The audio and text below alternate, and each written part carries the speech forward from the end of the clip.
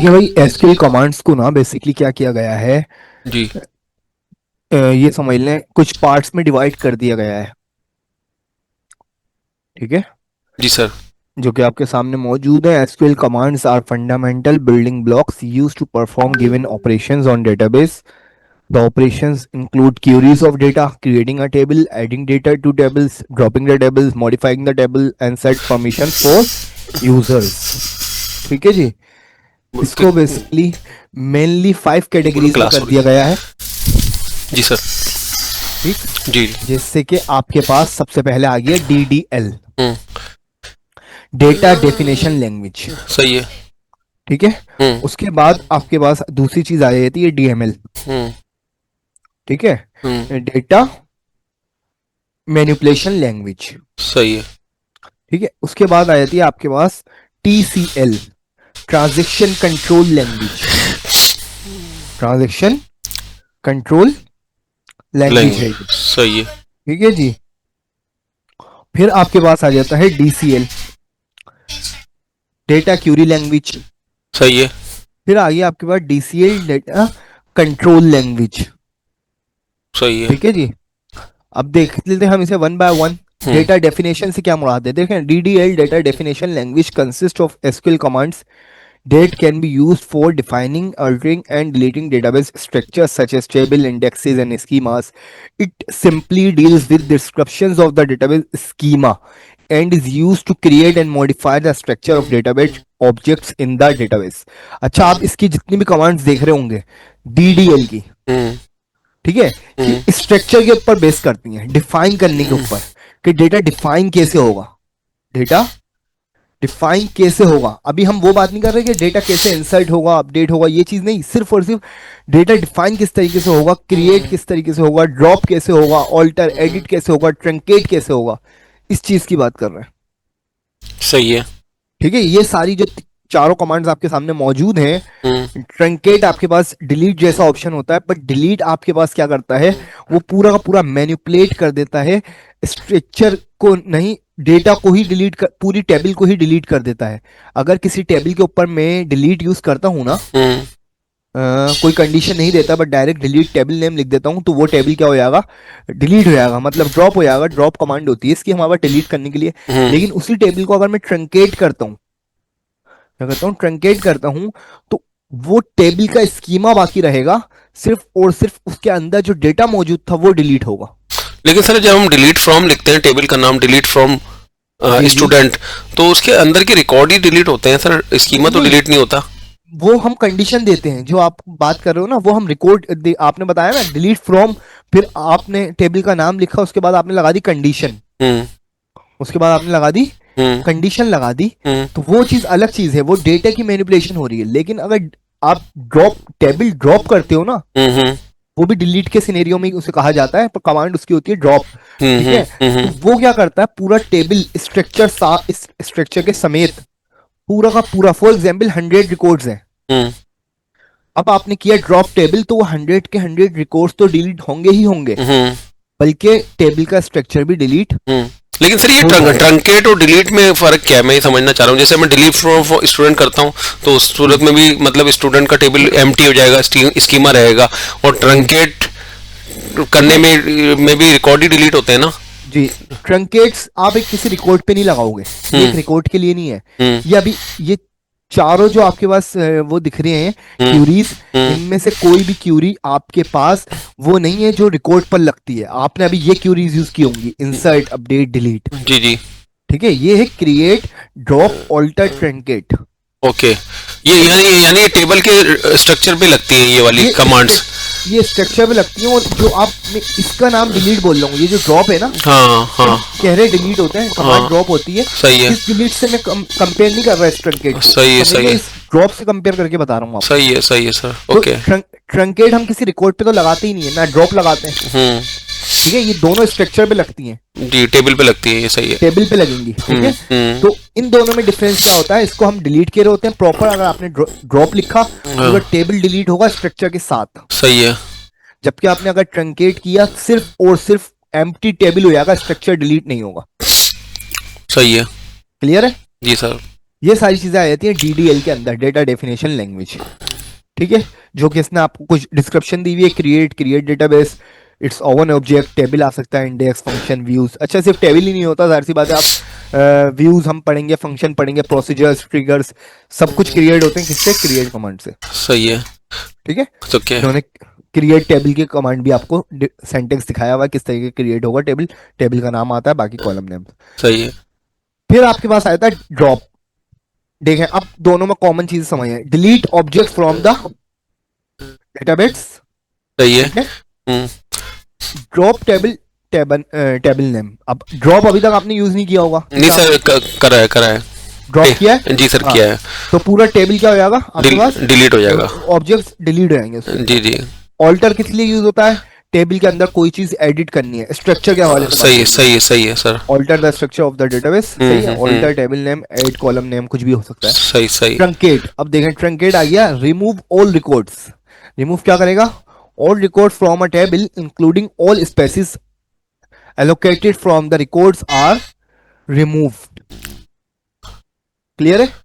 Sir ये देखिए, ये कह रहा है remove all record from a table including a space for record remove. मतलब अंदर का स्कीमा शायद नहीं कह रहा कि डिलीट होगा, अंदर के रिकॉर्ड्स की बात कर रहा है ना, ये कि रिकॉर्ड्स रिमूव होंगे। तो वही तो मैंने आपको बताया हाँ। कि डिलीट के अंदर क्या होगा, पूरा का पूरा टेबल ही डिलीट हो जाएगा स्ट्रक्चर के साथ। सही है। और इसमें क्या होगा? ट्रंकेट में रिकॉर्ड स्ट्रक्चर रहेगा और वो डेटा रिमूव हो डेटा डिलीट हो जाएगा, जाएगा, डेटा डिलीट हो जाएगा। ओके। Including all spaces. सही है, allocated from the records are removed. Clear है? सही। ये देखें यहाँ क्या मेंशन कर रहा है, ये ऑल हाँ, रिकॉर्ड्स फ्रॉम अ टेबल। सही टेबल है, नहीं, सही है। टेबल नहीं, टेबल के रिकॉर्ड्स। क्लियर है जी? हम्म। अब कमेंट आ जाता है, कमेंट अगर आपने करना है, add comments to the data dictionary, comment on table. किसी टेबल पे कमेंट बहुत कम यूज हो रहा होता है। रीनेम करना है, रीनेम की कमांड होती है, रीनेम करना है किसी अच्छा ऑब्जेक्ट। सर, इसमें हम जब डेटा रिमूव करते हैं डिलीट की कमांड से, तो परमानेंटली रिमूव हो जाता है वो? मतलब एक टॉगल करके भी होता था, मतलब हम फॉक्स प्रो में जब पढ़ते थे तो उसमें जो है ना, डिलीट की दो कमांड थी। एक थी जो परमानेंट डिलीट कर देती थी, और एक सिर्फ टैग लगा देती थी उसके ऊपर ना, रिकॉर्ड्स के ऊपर टैग लगा देती थी। यानी जिन रिकॉर्ड्स पे हमने टैग लगा दिया ना, तो फिर वो हमारे उठते नहीं थे किसी जगह ना, रिपोर्ट्स वगैरह में ना, खुद ही वो मतलब पड़े हुए होते थे टेबल के अंदर वो, लेकिन वो कहीं पर उठते नहीं थे। लेकिन अगर कभी उनको रिकॉल करना पड़ जाता था किसी वजह से, तो रिकॉल हो जाते थे। तो इसमें ऐसी कमांड नहीं होती है, अगर डिलीट किया तो परमानेंट ही डिलीट होगा? इसमें डिलीट तो परमानेंट डिलीट होता है। फिर अगर आप उस पर काम करते हैं, जाहिर सी बात है आपके पास सॉफ्ट डिलीट भी होता है। हाँ। ठीक है, सॉफ्ट डिलीट का मतलब क्या है कि रिकॉर्ड आपको अगर चाहिए हो तो मिल जाए, हाँ। हिस्ट्री में मिल जाए, किसी भी जी। चीज में हो, हाँ। आपके पास मिल जाए। जी। तो फिर ये हमारे पास खुद लॉजिक होती है, हम उस रिकॉर्ड पे डिलीट नहीं लगा रहे होते। ठीक है, हाँ, वो तो फिर हमने अपने तरीके से कर लिया ना, हमने कोई हाँ, टैग लगा के उसको यूज कर लिया, कुछ कर लिया। जो आप टैग की बात कर रहे हैं ना, इसी तरीके से हमने एक for example Boolean data type ले ली हाँ। और उसे इस अनएक्टिव कर दिया। लेकिन मैं पूछ रहा हूँ सर, इसमें एसक्यूएल में नहीं है ये चीज कि अगर हमने नहीं। किसी से गलती से हमने डिलीट कर दिया तो उसको रीस्टोर कर लें हम? नहीं, रिस्टोर नहीं कर सकते आप इसमें। अच्छा, जी, सही है। ठीक है जी। अच्छी, अब उसके बाद हमारे पास एग्जाम्पल दी हुई है। सही, अब आपके पास आ जाता है DQL। अब देखें ये जो वर्ड आ रहा है Curie language, data query language, वो क्या था? डेटा डेफिनेशन, डेटा को डिफाइन कैसे करना है उसकी लैंग्वेज थी। ठीक है, अब ये जो डेटा की जो क्यूरीज हैं उसकी बात हो रही है। Data query language DQL is used to fetch data from the database. Fetch करना है डेटाबेस को। ठीक है सर, इस पेज का ना लिंक भी शेयर कर दिएगा आप ग्रुप में ना? जी, gigs from gigs for gigs का है, मैं कर दूंगा आपको। जी जी सर। सही है। DQL में क्या है? The main command is select which retrieves record based on the query. The output return as a result set a temporary table that can be viewed or used in application।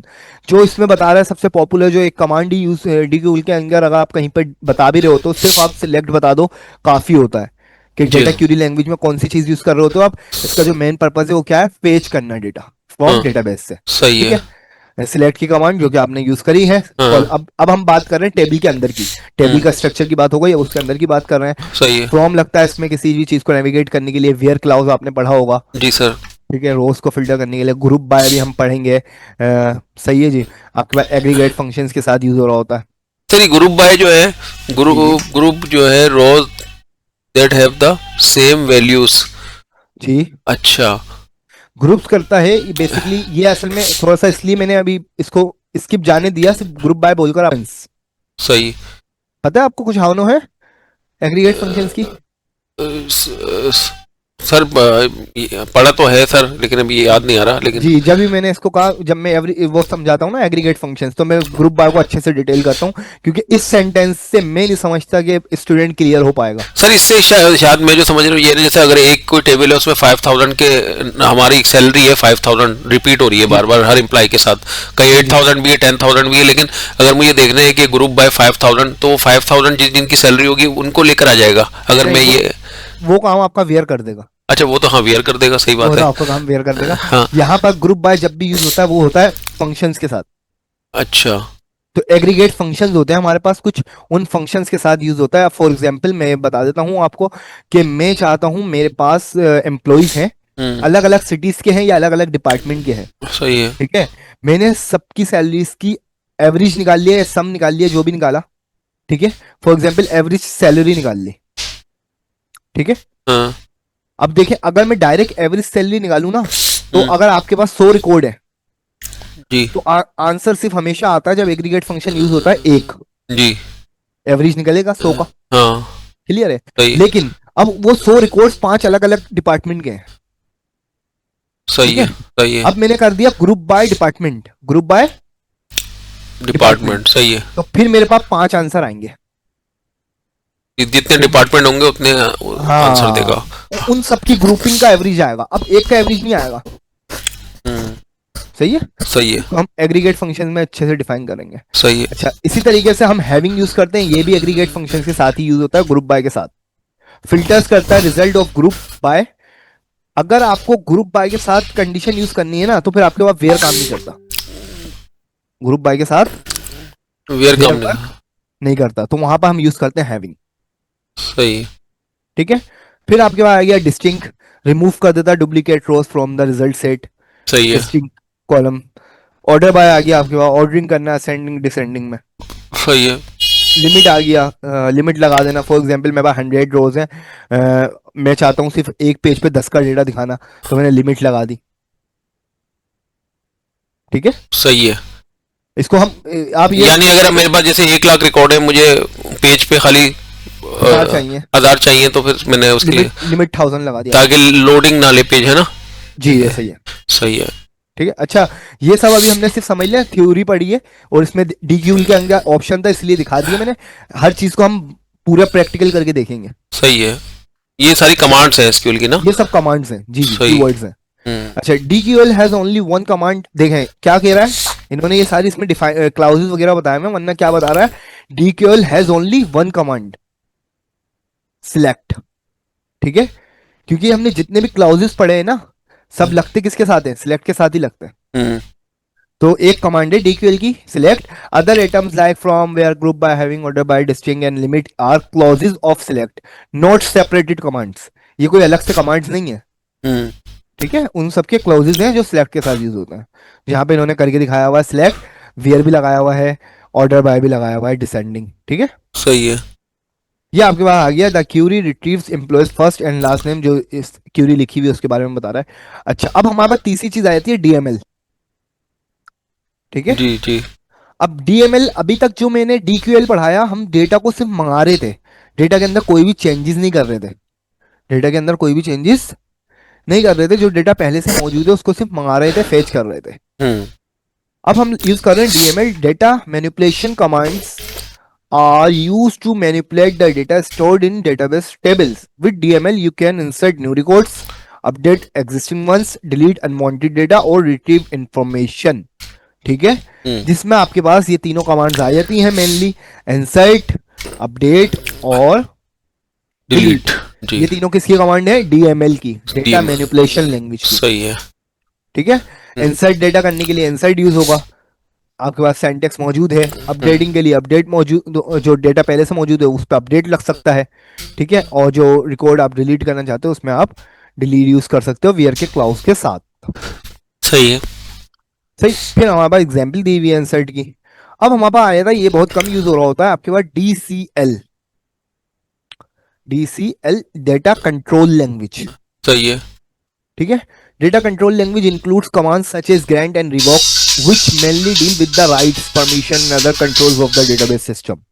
These commands are used to control access to data in the database by granting or revoking permissions. ये इसके basically database के अंदर आपके पास जो multiple users होते हैं, इस तरीके का जब आपके पास काम हो रहा होता है, तो फिर ये हम यूज कर रहे होते हैं. असाइन न्यू प्रिविलेजेस, ग्रांट किया आपके पास new privileges to user account allowing access to specific data objects action और फंक्शंस. देखें, जब एक ही डेटाबेस के ऊपर कोई आपके पास काफी बड़ी डेटाबेस है किसी मल्टीनेशनल कंपनी की, उस पर आप वर्क कर रहे हो, तो फिर एक मेन एडमिन होता है, ठीक है, जैसे कि वो इन कमांड्स का यूज कर रहा होता है कि फॉर एग्जांपल डिपार्टमेंट के बंदे हैं, तो वो आपके पास मल्टीपल डिपार्टमेंट के लोग हैं, जैसे कि आईटी के डिपार्ट के लोग हैं, तो वो अकाउंट वाले डिपार्ट या फाइनेंस के डिपार्ट की टेबल को एक्सेस ना कर सकें. अच्छा, इसमें सर एक डेटाबेस पे ही लगता है जो पासवर्ड लगता है नॉर्मली, तो वो देखा है ना हमने कि जब हम क्यूरियन लेदर खोलते हैं तो वो कनेक्ट करते हैं तो वहां पर वो ऐसे का आईडी और पासवर्ड लेता है, ऐसे यूजर जो होता है बाय डिफॉल्ट, और एक पासवर्ड. तो टेबल पे भी लग सकता है सर क्या ये पासवर्ड अगर हम लगा रहे हैं? जी टेबल पे भी आप लगा सकते हो, लेकिन बेसिकली देखें हमारे पास दो सिनेरियोज हैं. अगर हम डायरेक्टली हम उस पर काम कर रहे हैं, किसी आरडीबीएमएस पे काम कर रहे हैं, रिलेशनल डेटाबेस मैनेजमेंट सिस्टम पे काम कर रहे हैं, तो वो एक अलग चीज है. और अगर आप इसको फिर अपने किसी जैसे कि आपके पास हमें सी शार्प या डॉट नेट की तरफ लेके जाना है, तो उसमें फिर आपने खुद से हैंडल करना होता है सारी चीजें, फ्रंट एंड आप बना रहे हो तो. जैसे फ्रंट एंड तो बना दिया सर, देखें, लेकिन एसक्यूएल तो एक सर्वर अलग ही बनाया जाता है ना, जैसे उसको तो खाली हम लैंग्वेज को यूज कर रहे होते हैं और डेटा फैच करने के लिए या डेटा यही डीएमएल कमांड यूज करने के लिए ना, लेकिन सर्वर पर हमने पॉलिसी जैसे लगानी है तो वो तो एसक्यूएल से लगेगी ना, जो एसक्यूएल का पार्ट है ना वो तो. जी सही है. सही है. हाँ, अब वो तो हमने देखा है कि वहां पर लग जाता है, जैसे जब हम उसको कनेक्ट करते हैं ना तो वहां पे वो आईडी और पासवर्ड लेता है, लेकिन एक दफा जब वो पासवर्ड लगाते हैं फिर तो सारे टेबल सब चीजें हमारे पास शो हो जाती है ना. अब कोई भी उस टेबल को रिमूव कर सकता है या डिलीट कर सकता है ना, ड्रॉप कर सकता है टेबल को. तो टेबल पे भी लग जाती है या लगेगी तो पूरे डेटाबेस पे ही लगेगी जब भी लगेगी? नहीं, ये आपके पास टेबल पे भी लग जाएगी. अच्छा जी, सही. सही. ओके. अच्छा जी, उसके बाद आपके पास आया था रिवोक. ठीक है, remove previously granted privileges from a user account, taking away their access to certain database objects और actions. वही चीज है जिसको आप ग्रांट कर रहे हो, उसको आपको बाद में हटाना है, ठीक है, तो आप रिवोक यूज करते हो. सही है. क्लियर? सही है सर. ये दोनों कमांड्स आपके पास किस में आ जाती हैं? DCL, data control language. सही है. ठीक है जी. मतलब ये ज्यादा सिक्योरिटी के हवाले से कुछ काम करना होगा तब हमें यूज करना होंगे ये डीसीएल वाले. सिक्योरिटी हवाले से ही होता है. और देखें बेसिकली मैंने ये जब भी कहा बहुत कम यूज इसलिए कहा, अभी जिस तरीके से अगर आप एक इंटरमीडिएट लेवल पे भी काम कर रहे हो तो आप खुद अपना सिस्टम भी क्रिएट करना चाह रहे हो, तो आप एक एडमिन हो. सही है. पूरा का पूरा डेटाबेस हैंडल आप कर रहे हो. ठीक है, आपके पास कोई भी दूसरे यूजर नहीं है जो डेटा की टेबल में इंटर होंगे या कुछ काम करेंगे. ऐसा ही है जी. तो उस आपको तो जरूरत है ही नहीं इसकी. ये उस सिस्टम पर है जब आपके पास डेटाबेस के अंदर भी मल्टीपल यूजर्स काम कर रहे हो, जब के लिए है. सही. अच्छा सर, ये एसक्यूएल जो है हम क्लाउड सर्वर के ऊपर भी इंस्टॉल कर सकते हैं? वो सेम ऐसे इंस्टॉल होता है जैसे हम अपने लोकल पीसी पे करते हैं, या उसकी इंस्टॉलेशन थोड़ी अलग तरीके से होती है और इधर अलग अलग तरीके से होती है? नहीं, सर्वर साइड पे थोड़ी बहुत चेंजेस आती हैं आपके पास. अच्छा जी, सर्वर साइड पे आपके पास चेंजेस. लेकिन सर अगर हमने क्लाउड पे इंस्टॉल कर दिया एसक्यूएल और हमारी कोई डेस्कटॉप एप्लीकेशन है तो वो मल्टीपल लोकेशन पे रन हो जाती है ना आजकल? आपके पास डेस्कटॉप एप्लीकेशन, अगर आप डेस्कटॉप एप्लीकेशन की बात कर रहे हो तो हाँ, हम बस यूज तो उसको कर सकते हैं. क्लाउड डेटाबेस पे अगर हमने उसको इंस्टॉल कर दिया और उसके बाद फिर हम एप्लीकेशन में खाली हमें क्लाउड सर्वर का वो डालना है ना, कनेक्शन का जो पाथ है जो है कनेक्शन पाथ, तो उसके बाद तो फिर हम समझो वो वेब की तरह यूज होगी ना फिर मल्टीपल लोकेशन. बस ये कि इंस्टॉल होनी चाहिए उसका पीसी पे जहाँ पे हमें उसको यूज करना है ना, उसकी एप्लीकेशन. जी, असल में देखें आपका डेटाबेस तो उस पर हो गया क्लाउड पर. सही है. पर आपकी जो एप्लीकेशन है वो तो डेस्कटॉप एप्लीकेशन है ना. हाँ, लेकिन ये है कि हम उसको मल्टीपल जगह यूज कर रहे हैं. अगर एप्लीकेशन है और हमारे पास कनेक्शन उसे वो करके आप कनेक्शन है किसी भी तरीके से आप यूज करके हाँ। उसको, जाहिर सी बात है आपका डेटा क्लाउड पर है तो आप उसको इजीली यूज कर सकते हो। तो ये भी एक मसला सॉल्व हो गया, नहीं तो पहले डेवलपर जरा परेशान रहते थे कि अगर क्लाइंट बोल रहा है मल्टीपल लोकेशन पे चलाना है मुझे यही डेस्कटॉप एप्लीकेशन, तो कैसे चलाएं। जी लेकिन अब पॉसिबल हो गया ना सर, ये क्लाउड की वजह से। और थोड़ा सा ये सर फास्ट भी चलती है ना डेस्कटॉप एप्लीकेशन जो क्लाउड बानिस्बत उसके, लेकिन क्लाउड थोड़ा महंगा पड़ता है ना सर। क्लाउड महंगा पड़ता है, बट क्लाउड में जाहिर सी बात है फास्ट होगी, क्योंकि और दूसरी चीज इसमें महंगा नहीं है, आपके पास आपकी उस तरीके की वो चीजें चलेगा ही ना। अब देखो अगर आप जब डेस्कटॉप एप्लीकेशन के ऊपर अगर आप क्लाउड बेस की तरफ नहीं जा रहे थे, आपने सब कुछ सर्वर सिस्टम अपना बिल्कुल हर चीज अपनी हार्डवेयर कॉस्ट आपको ज्यादा पड़ती थी, हाँ। हार्डवेयर कॉस्ट आपको ज्यादा पड़ती थी, लेकिन इसमें आपके पास हार्डवेयर कॉस्ट कम हो जाती है। नहीं ना सर, मैंने तो नॉर्मल पीसी के ऊपर भी सर्वर इंस्टॉल किया है, मतलब नहीं, कोई कोर टू डू पीसी है उस पर भी इंस्टॉल तो हो जाता है एसक्यूएल। वो तो आपने एक लिमिटेशन, बस एक लिमिट है उसकी कि कितने यूजर्स कवर कर सकता है। कोर टू डू एक आपके पास हद से कितने यूजर्स कवर कर सकता है, ये है ना रेंज, लिमिट बहुत कम हो जाएगी। हाँ। तो आप तो जब रियल केस में काम कर रहे हो, सही है, हाँ। तो जब तो आपके पास ये सिनेरियो नहीं चलेगा ना, सही है। ये चीजें हैं। अच्छा अच्छा सर, ये विंडोज सर्वर और इसका भी कोई होता है आपस में रिलेशन क्या, कि अगर नॉर्मल पीसी पे हम सर्वर इंस्टॉल कर दें हो तो जाता है एसक्यूएल सर्वर, जी लेकिन जी अगर हम विंडोज सर्वर जो होता है ना, एक सर्वर मशीन उस और जी जी ऑपरेटिंग सिस्टम भी विंडोज सर्वर होता है, और एक होती है नॉर्मल विंडो, जी जी एसक्यूएल तो दोनों में इंस्टॉल हो जाता है, लेकिन जी परफॉर्मेंस अच्छी उस पर देता है जो विंडोज सर्वर मशीन होती है, इससे भी जी फर्क पड़ता है ना। जी जी I think कि असल में दोनों की आपके पास उसके अंदर अलग सिनेरियोज हो रहा होता है। आपके पास जो विंडोज सर्वर है आपके पास उधर हम्म। एक अलग सिनेरियो होता है, आपका डेस्कटॉप पर एक अलग है। ये एज अ यूजर को लेके चल रहा होता है, वो एज अ सर्वर समझ ले है। उसमें इतनी सारी चीजें, जिस तरीके से आपके पास हर चीज यहाँ पर यूजर पीसी में इजीली एक्सेसिबल होती है, इस तरीके से सर्वर में सारी चीजें, यानी कि जाहिर सी बात है सर्वर जो भी विंडोज सर्वर यूज कर रहा है वो मल्टीपल चीजें तो नहीं करेगा ना, हाँ। ये चीज होती है। उसमें परमिशन वगैरह भी, पॉलिसीज वगैरह भी लग जाती है ना। जी परमिशन वगैरह सब लग जाता है उसमें, जी। कंट्रोल में आता है आपके। अच्छा जी, अब हमारे पास लास्ट जो है वो है टीसीएल, सही है। Transaction control language. Transactions group a set of task into a single execution unit. ठीक है, ट्रांजैक्शन क्या होती है, हमारा टॉपिक होगा एक। Each transaction begins with a specific task and ends with all the task in the group are successfully completed. If any of the task fail, transaction fails, therefore a transaction has only two results, success और failure। देखें transaction आपके पास command ही है। Transaction क्या होता है basically, आप start कर ये समझ लें मल्टीपल क्यूरीज ना आपको एक साथ चलानी है। क्या करना है, मल्टीपल क्यूरीज एक साथ चलानी है। जी। अब इसमें होता ये है कि अगर आप नॉर्मल तरीके से चलाते हो ना मल्टीपल क्यूरीज, जी। तो एक क्यूरी चल गई हाँ। तो फिर दूसरी क्यूरी अगर कोई मसला होता है हाँ। तो फिर पहली क्यूरी खत्म नहीं हो सकती, वो चल चुकी है, वो क्यूरी हाँ। कंप्लीट हो चुकी है, उसके बाद दूसरी चलना स्टार्ट हुई है। जी। सही है। हाँ। अब इसके अगर हम इस तरीके से एग्जांपल लें, फॉर एग्जांपल आपने मुझे कुछ पैसे ट्रांसफर किए, हाँ। ठीक है।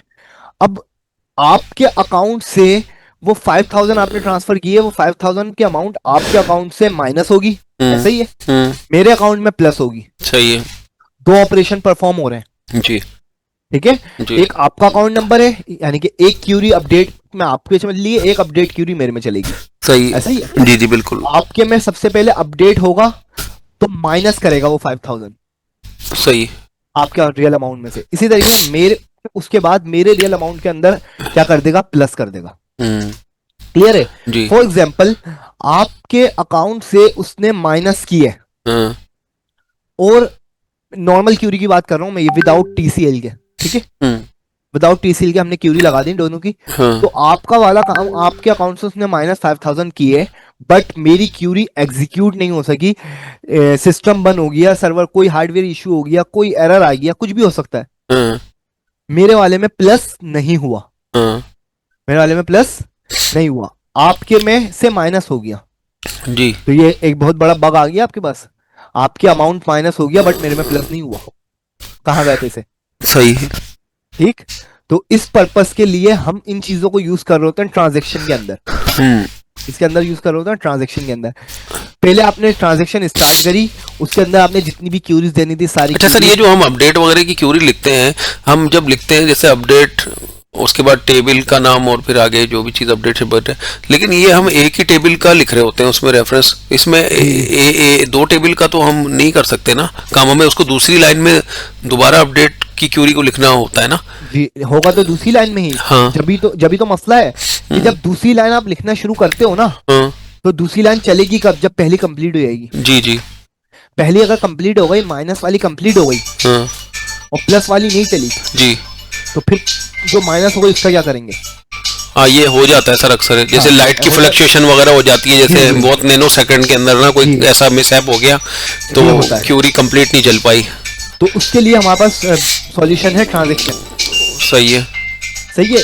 आप स्टार्ट करते हो पहले बिगिन ट्रांजैक्शन। अच्छा बाज दफा सर ऐसा भी होता है जैसे हमारे मास्टर डिटेल के जो टेबल होते हैं ना बाज दफा मल्टीपल टेबल में डेटा इंसर्ट हो रहा होता है कुछ ऐसी चीजें होती हैं कि मल्टीपल टेबल में डेटा जा रहा होता है तो वो एक टेबल में चला जाता है और दूसरा टेबल जो है वो जैसे अब आइटम का ही टेबल में एक बिल बना रहा हूँ तो बिल का जो मास्टर है जिसमें टोटल जा रहे होते हैं हमारे खाली ग्रैंड टोटल जी। वो चले गए और बीच की जो आइटम की डिटेल थी कि उसमें आप कितने पार्ट्स थे क्या क्वांटिटी थी क्या रेट थी अब जैसे वो डेटा डिटेल का डेटा गया ही नहीं क्योंकि वही ह्यूज ह्यूज डेटा होता है ना। अब आपने जैसे मेडिसिन के अगर बिल देखे हो जो मार्केट से लोग मेडिसिन परचेज करते हैं वो 3-3 पेज के बिल होते हैं बार दफा 4-4 पेज के बिल होते हैं इतनी मेडिसिन होती हैं वो। सही है। तो उसमें जैसे कोई मिसहैप होता है लाइट वाइट का तो अक्सर होता ही यही है कि वो मतलब प्रॉपर सेव नहीं होता तो हम कहते हैं तो हैं क्लाइंट को कि ये इनवाइस दोबारा डाल लो लेकिन वो फिर कहता है क्लाइंट यार ये कैसा सॉफ्टवेयर है और हमारी पूरी मेहनत हमें दोबारा करनी पड़ रही है ये कैसा सॉफ्टवेयर है। तो ये ऐसा क्यों हो जाता है सर या तो रिकॉर्ड पूरा सेव ही ना हो और अगर हो तो पूरा हो। ये उसी का तो मसले का हल है टीसीएल। अच्छा जी टीसीएल वही है। सही। देखिए बिगिन ट्रांजैक्शन करी आपने, स्टार्ट अ न्यू ट्रांजैक्शन। क्योंकि वो तो सर जब ऑडिट होता है ना किसी चीज का तो पता चलता है कि ये बग गया हुआ है इसके अंदर। अब उस वक्त तो हमें ये लगा कि रिकॉर्ड प्रॉपर सेव हो गया चले गया। हाँ और लेकिन जब बाद में चेकिंग वेकिंग होती है तो पता चल रहा है वो ये तो सारे आइटम सेव ही नहीं हुए इसमें। अब इसमें आपको क्या फायदा होगा टीसीएल में? टीसीएल में होता है आपके पास कमिट और रोल बैक। सही। Save made during the transaction तो कमिट और undoes all changes made during the transaction. अब आपके पास 1000 रिकॉर्ड्स थे, ठीक है, 900 इंटर हो गए, ठीक है, फिर कोई इशू आ गया 100 इश्यूज की वजह से आपके 900 रिकॉर्ड्स भी समझ लें इंसर्ट नहीं हुए। जब तक पूरी ट्रांजैक्शन का रिकॉर्ड नहीं चल जाएगा ये रोल बैक कर जाएगा। सही। सही। तो अब इसमें आपको फायदा क्या होगा? आपने जो अभी बिल्कुल सिनेरियो बताया सेम उसी चीज के लिए वर्क कर रहा होता है कि आपको उस वक्त पता नहीं चल पाता, कुछ से पता चल गया कि भाई हाँ डेटा तो आ गया बट प्रॉपर डेटा नहीं आया, वो चीज नहीं पता चली। ऐसा ही है। जी जी तो इसमें आपके पास अगर वहां से कोई भी इश्यू होता है कुछ भी होता है आपके पास एक चीज का भी डेटा नहीं आएगा, कोई चेंजेस ही नहीं आएगी तो आप दोबारा उससे उसी वक्त कहोगे कि नहीं भाई डेटा नहीं आया, डेटा नहीं आया हमें उसी वक्त पता चल जाएगा कि क्योंकि ये इनवाइस दोबारा सेव करनी है हमें। जब तक पूरा रिकॉर्ड सारी क्यूरीज नहीं चल जाती, पूरा काम नहीं हो जाता, जब तक ये कमिट नहीं होगा। सही। जब तक ये कमिट नहीं होगा। सही है। अगर बीच में भी कुछ बीच में क्या एंड पॉइंट पे भी कोई मसला आ गया एकदम रोल बैक कर जाएगा, पहली वाली ट्रांजैक्शन भी खत्म, कुछ भी नहीं हुई। सही। तो ये जो अभी मैं आपको बैंकिंग का बोल रहा था कि आपके अकाउंट से 5000 ट्रांसफर हुए, वो माइनस हुए, मेरे अकाउंट में 5000 प्लस होने लगे थे, एरर आ गया, कोई मसला हो गया तो वापसी रोल बैक हो जाएगा, आपके अकाउंट में दोबारा 5000 चले जाएंगे, माइनस नहीं होंगे। सही। मतलब ट्रांजैक्शन पास ही नहीं होगी हमारी, ट्रांजैक्शन ही पास नहीं होगी, समझ ले माइनस हुआ ही नहीं एक तरीके। सही। ना इधर से ना उधर से। सही ना है। इधर से ना उधर से, ये चीज है इसका। सही है। यानी टास्क होगा तो पूरा 100% होगा वरना होगा ही नहीं। 100% वारंटी के होगा पूरा। सही। वरना रोल बैक। सही। Roll back. ओके। ठीक है जी। ये चीज है। इसमें एक सेफ पॉइंट आया था, creates a safe point with in the current transaction के भाई अगर आपके पास जब आप कह रहे हो पूरी क्यूरी चल जाए या तो रोल बैक वरना फिर सेफ पॉइंट कर लो और देखें सेफ पॉइंट चल गया।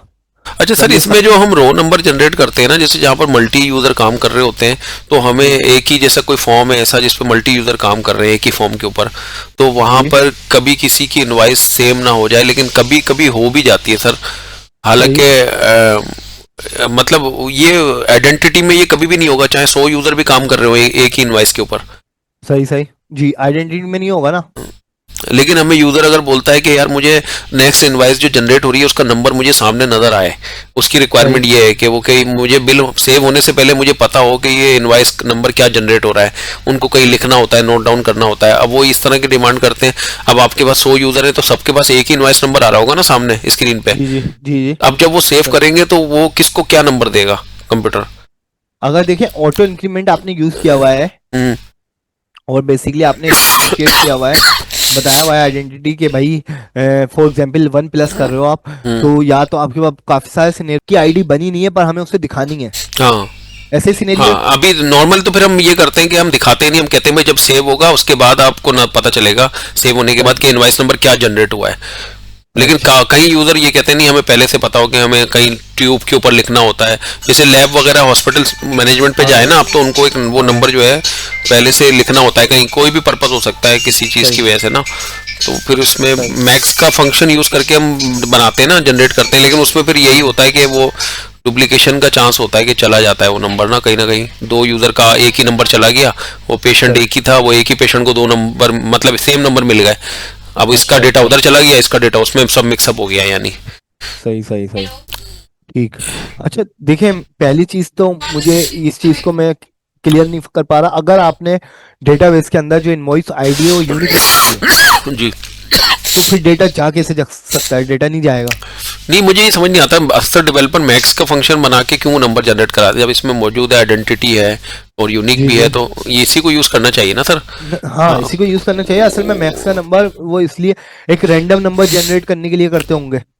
नहीं ये मैक्स हो तो सकता वही है। होगा ना जो लास्ट होगा, उसमें +1 करके एक नंबर जनरेट कर हाँ, देगा ना जो तो भी लास्ट। फिर बेसिकली फिर तो अलग अलग अप्रोच हो सकती है, ठीक है, बट आपके पास बेटर तो यही है कि आप जब इंक्रीमेंट ही यूज कर रहे हो तो फिर तो आपको यूजर को अच्छा अगर हमने आइडेंटिटी लगा दिया तो कभी भी वो जितने भी यूजर हो, चाहे हमारे पास 1000 यूजर भी हो, कभी वो डुप्लीकेट होगा ही नहीं। नहीं चाहे सब एक ही टाइम पे, कभी होता है ना कि सेव का बटन सब सेम टाइम पे हमने क्लिक कर दिया हो, नहीं तब भी नहीं होगा। भले आपके पास एक साथ एग्जीक्यूट हुआ, लेकिन आपका सिस्टम तो जाहिर सी बात है इसको जो जो ट्रांजैक्शन चल रही है एसक्यूएल के अंदर वो तो क्यूज के अंदर चलेंगी ना, पहले जिसका रिकॉर्ड इंसर्ट होगा उसको पहली आईडी, उसके बाद दूसरी को दूसरी आईडी। अच्छा चाहे सबने एक ही टाइम पे क्लिक कर दिया हो सेव को। जी ऐसा ही है। अच्छा कभी भी डुप्लीकेट नहीं होता अगर हम आइडेंटिटी लगा देते हैं और यूनिक लगा देते हैं। यूनिक लगा देता है। सही। अच्छा दूसरी चीज इतनी यूनिकनेस होती है इसके अंदर, जैसे कि आपके पास है, मैंने अभी 3 यूजर बनाया, एक की आईडी और एक की 3, जी ठीक है। अब मैंने 2 वाला रिकॉर्ड डिलीट कर दिया, सही। अब जो मैं चौथा रिकॉर्ड भी बनाऊंगा ना, हालांकि 2 आईडी अब मेरी डेटाबेस के अंदर नहीं है, मौजूद नहीं है, बट ये फिर भी 2 नहीं बनाएगा। हाँ वो तो नहीं बनाएगा, वो तो 2 के आगे आपके आप वही, लेकिन वो उस सूरत में 2 बना देगा सर अगर उससे पहले कोई रिकॉर्ड नहीं डाला है। जैसे अभी 2 ही मैंने डिलीट किया और उसके आगे कोई रिकॉर्ड नहीं था, तो नया नेक्स्ट नंबर 2 ही होगा ना सर? नहीं, फिर भी 3 होगा। अच्छा फिर भी 3 बनाता है ये, इसकी यही क्वालिटी है। सही। अच्छा इसका नहीं पता था मुझे। जी जी, अगर आपने के पास 2 रिकॉर्ड थे और दोनों में से आपने एक डिलीट कर दिया 2 वाला, अब सिर्फ 1 रह गया, तो अब जो आना चाहिए दूसरा रिकॉर्ड वो 2 ही होगा, लेकिन 2 पहले बना चुका है, डिलीट हुआ है, तो वो दोबारा अब बनाएगा 3। अच्छा कहीं ना कहीं सेव रखा हुआ होता है इसने अपने पास। हाँ, इसकी जो भी वो होती होगी, इसने इसको मेंटेन कर रहा होगा, इसको पता है कि 2 वाला डिलीट हो चुका है, अब 3 से बनेगा। सही सही। ठीक है जी। ओके। अच्छा जी, ये आपके पास ट्रांजैक्शन के हवाले से पूरी क्यूरी आ गई कि देखें इन्होंने भी आपके पास सर ये रोल बैक क्या चीज है इसमें? रोल बैक ये है ना कि अगर बीच में कोई भी मसला हुआ, जैसे कि यहाँ पे आपके पास ये चल गई update employees set department marketing हो गया, where department is equal to sale, उसका डिपार्टमेंट सेल कर दिया जिसका मार्केटिंग था, ठीक है। तो फिर ये चलने लगा update employees set department IT where department is equal to HR, ये चलने लगा, इशू आ गया, ये चलने लगा, एक कोई भी किस्म का बग कुछ भी हो सकता है वो हो गया। तो ये जो आपका चला था ना, सेव पॉइंट भी बनाया था इन्होंने यहाँ बिफोर अपडेट, ये चला था, ये भी नहीं चलेगा, ये रोल बैक कर देगा। अच्छा सर एक चीज और पूछनी है, जैसे हमें जो है ना, हम कुछ चीजें अपनी वहाँ फ्रंट एंड से कंट्रोल कर रहे होते हैं, तो वो चीजें हम इधर पे भी लगा सकते हैं। जैसे मैंने कोई फील्ड है उसमें मुझे नंबर ही डालना है, डिजिट लेने हैं जी, लेकिन यूजर जो है उस पर कुछ स्पेशल कैरेक्टर वगैरह डाल रहा है, तो उसको हम इससे टेबल से भी कंट्रोल कर सकते हैं कि उसकी कोई प्रॉपर्टी हाँ, तो बता के कि भाई इसकी ये प्रॉपर्टी है, तो वो एरर ना दे, लेकिन उसको रिस्ट्रिक्ट कर दें हम कि इस पे यही डेटा डलेगा, या इतनी लिमिट हमने लगा दी कि इसमें एज है, एज मुझे जो है 2 डिजिट से ऊपर नहीं चाहिए, तो वो हाँ, दो सही दो है। 2 डिजिट का ही ले, और फिर मतलब, लेकिन मैसेज तो नहीं दे सकता ना ये सर? नहीं नहीं, मैसेज तो आगे नहीं देगा, ये हाँ आपके पास वो तो लग जाएगी, वैलिडेशन सारी लग जाएगी, मैक्स हाँ से मिनिमम से। ठीक है। हाँ। डेटा टाइप लगी हुई है, जब अगर इंटीजर लगी हुई है तो उसमें आप कोई अल्फाबेट तो इंटर कर ही नहीं सकते। जैसे कहा भाई ये सेल नंबर है वो 12 डिजिट का ही लेना है, ना उससे कम लेना है ना उससे ऊपर लेना है, तो क्या हाँ, लगाएंगे? तो आपके पास मिनिमम मैक्स भी लगा सकते हैं, दोनों चीजें, कि मिनिमम भी 12 और मैक्सिमम भी 12। अच्छा, तो उस सूरत में ये 12 का ही डेटा लेगा, उससे ना 12 का कम ही लेगा डेटा ना लेगा। ज्यादा लेगा, जी ना, चाहे उससे कम फ्रंट नहीं एंड से लेगा। कंट्रोल किया हो नहीं हो, मतलब फिर क्या देगा वहां पे, क्या रुका रहेगा, क्या करेगा ये? असल में अगर आप फ्रंट एंड से कंट्रोल नहीं करोगे, फ्रंट एंड से कंट्रोल करना पड़ता है क्योंकि यूजर को कुछ पता तो चले, अगर आपने फ्रंट एंड से कंट्रोल नहीं किया तो ये तो ऑपरेशन परफॉर्म नहीं होगा, एरर दे देगा, बट अच्छा, यूजर को पता नहीं चलेगा। सही। ये चीज है, यानी ये चीजें फ्रंट एंड से ही कंट्रोल करनी पड़ती हैं। कंट्रोल तो करनी होंगी आपको कि भाई अगर ऐसा मसला है तो फिर ये चीज है। सही असल सही। में होता ये है, ज्यादातर कोशिश तो ये होती है हमारी जावास्क्रिप्ट से, जब आप इसको कंट्रोल कर रहे हो, अगर जैसे मेरा वेबसाइट, मैं तो वेब की बेस पे काम कर रहा होता हूँ, अगर हम जावास्क्रिप्ट से कंट्रोल कर रहे हैं, हम उसे क्यूरी तक भेजते ही नहीं है हम्म अगर हम्म 12 से कम हुआ तो, सही है, या सही ज्यादा है। हुआ तो। मतलब वही फ्रंट एंड से कंट्रोल करते हैं हम हम उसे सारी वहीं के चीजों। वहीं रिटर्न कर देते हैं। देखें, बैक एंड पे भेजना, ये भी आपके पास जाहिर सी बात है पूरी वेबसाइट को, वेब एप्लीकेशन को स्लो कर रहा होता है। यानी ये प्रॉपर डेटा होगा तो ही जाएगा हाँ, हमारे बैकएंड जब पे। सही है। मुझे मेरे पास डेटाबेस पे आए तब जब बिल्कुल प्रॉपर हो, सही सही सही। वरना मैं उसे वहीं से रिटर्न कर दूंगा। सही है। ओके। क्लियर है, क्लियर है जी। ये चीज है। अच्छा जी, in this example a transaction is started, changes are made and a save point, changes होती हैं, सेव पॉइंट में सेव हो जाती हैं। ठीक है, और फिर क्या कह रहा है, अगर रोल बैक कर दो, अगर सेव पॉइंट अपडेट नहीं हुआ हुआ, अगर आपकी ये क्यूरी चल गई थी और ये नहीं चल पाई तो वापसी रोल बैक कर दो, सही। और अगर यहाँ तक कंप्लीट हो गया सब कुछ जी। फिर कमिट करो, मतलब कंफर्म है ये सारी चीजें हो गई हैं। सही सही सही। क्लियर है, इसमें ओके। आपके पास वो चांसेस नहीं है कि आधा रिकॉर्ड आएगा आधा नहीं आएगा। अगर हमने अपनी क्यूरीज में ये सब चीजें ऐड की हुई है ना, जी, हालांकि ये चीजें सर हटा के भी हम अपना अपडेट का कमांड तो चला सकते हैं ना, चला सकते हैं, लेकिन अगर इसके साथ हम ये चीज ऐड कर देंगे तो एक अच्छा हो जाएगा, है ना? वो हो जाएगा ना कि आपके पास कोई चांस। वारंटी है कि दोनों एक साथ ही चलेंगे। सही सही सही। भाई अभी जो मैंने आपको सिनेरियो बताया ना, ये एक फिनटेक का सिनेरियो है, फाइनेंशियल टेक्नोलॉजी जो बैंकिंग में यूज हो रही होती है। ठीक है। अच्छा सर, हम ये जब जो भी ऑपरेशन कर रहे होते हैं इसका लॉग में जा रहा होता है सारा हिसाब हर रिकॉर्ड का? जी, सही है। लॉग में जा रहा होता है आपको। वो बताइएगा सर, लेकिन मुझे ना उसकी बड़ी ज़रूरत पड़ती है, और अच्छा, मैं देख नहीं पाता कि अगर कभी कोई आ जाए क्लाइंट के पास से क्यूरी के भाई अब हमने ना लॉग बनाई भी नहीं, अब खुद ही फिर बनाते हैं तो फिर उसको सही। मैनुअल तरीके से यानी हैंडल कर रहे हैं, यानी डुअल टेबल बनाते हैं, एक जो भी ऑपरेशन करते हैं उसको दूसरे टेबल में भी फिर कराते रहते हैं। सही, यानी सही। डिलीट करूंगा तो मैं डिलीट के लिए एक टेबल होगा उसमें उसको रिकॉर्ड को सेव करा दूंगा कि ये फला डेट को डिलीट हुआ था, इस यूजर ने किया था, लेकिन इसके लिए डबल काम बहुत करना पड़ रहा है सर फिर हर फॉर्म के ऊपर। तो यही अप्रोच होती है सही है। क्या है? आपके पास देखें, असल में यानी अगर मैं 4 दफा एडिट कर रहा हूँ तो वो फिर एडिट का 4 रिकॉर्ड बन के वहां जा रहे हैं एक लॉग टेबल के अंदर ना, जो हमने एक लॉग टेबल बनाया हुआ है, यानी हर टेबल के 2 टेबल चल रहे हैं। सही है, एक लॉग टेबल और एक ओरिजिनल।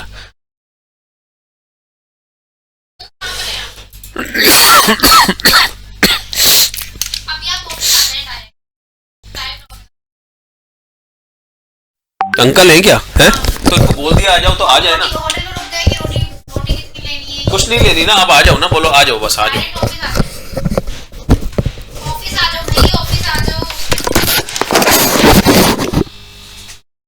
देना मेरा मोबाइल दो।